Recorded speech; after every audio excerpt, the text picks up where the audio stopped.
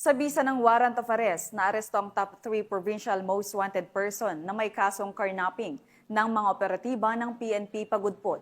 Ang buong detalye ay hatid ni Police Master Sergeant Marvin Jake Romero.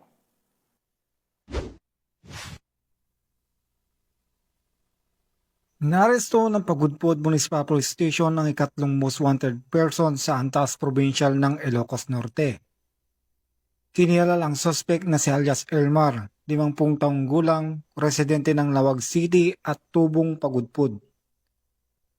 Nahuli siya sa Barangay Poblacion 2 batay sa warrant of arrest para sa kasong paglabag sa Anti-Carnapping Act of 2016 na may rekomendang piyansa na 300,000 pesos.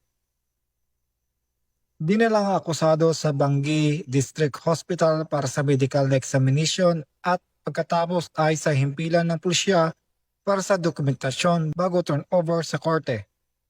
Sa bagong Pilipinas, hangarin ng kapulisan ang kaligtasan ng bawat mamamayan.